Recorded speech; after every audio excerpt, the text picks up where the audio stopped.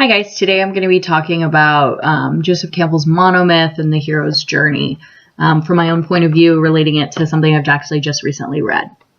So I think the hero's journey may be one of the easiest of the myths that Joseph Campbell discusses to actually relate to. You know, we've all been in search of something in our lives or had a major goal, something to be accomplished. One may consider, what we're doing right now, like what you're doing watching me and being a part of this class, as a hero's journey. We're all currently seeking enlightenment through education so that we can pursue our dream careers or trades. We're going to have to jump through a lot of hoops, face struggles such as heavy course loads or difficult classes. And, we're going to meet a lot of people along the way, and some of them are going to make a huge difference in our path, to enlightenment. The monomyth that Campbell speaks about is something found all around us, actually. The hero must go through trials or take a great journey to either accomplish some great task or find something that they deeply desire. When I think about the hero's journey, I think of the characters that a lot of us may actually overlook as being heroes. We might not define them as that. They may be painted as villainous because their desires don't line up with society's, but this changed from the set path or the plotted course is often, what's actually needed for our society to wake up and see the error in these ways.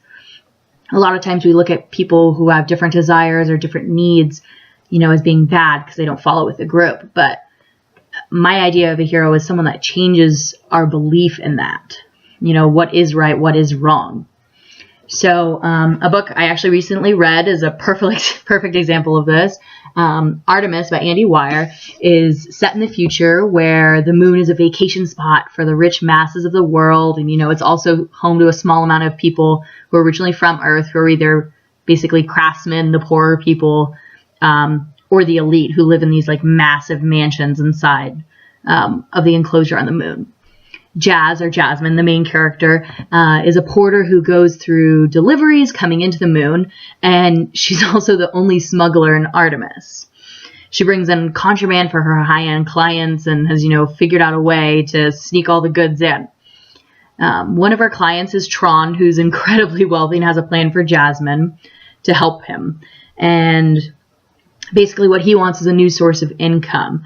So he convinces Jazz to help him sabotage the only plant on the moon that makes oxygen for Artemis so that he can take over their contract. Basically, he wants to corner the market and take all the crazy money that they're earning and put it into his own pockets. So Jasmine sets out to destroy the rovers and collect the material necessary to create oxygen on the moon. And so she finds herself way over her head. So she agreed to the plan due to a large payout she was expecting.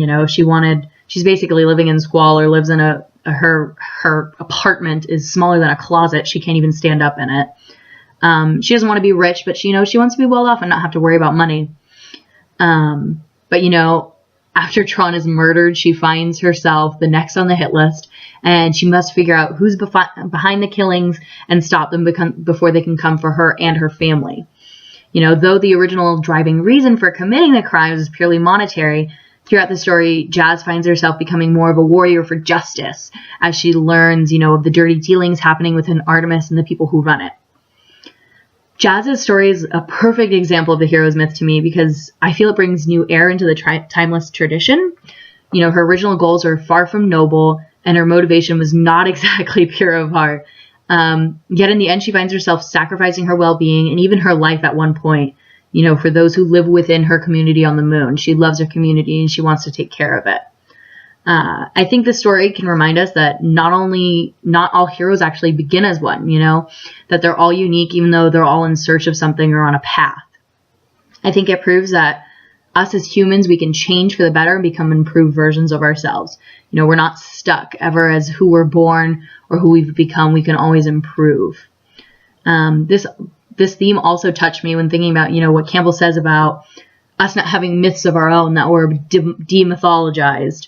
While we may not be making any new myths, breathing life into old myths and changing them should be just as important. Don't stay where we are. We need to continue to evolve. Just as humans, we continue to evolve. Our myths need to evolve as well. Like Campbell says, the myth must fit the time. Otherwise, it's unrelatable. And I think definitely, the villain turned hero certainly speaks to the people of our day more than just, someone who's always been good and goes on a good path and, finds something at the end.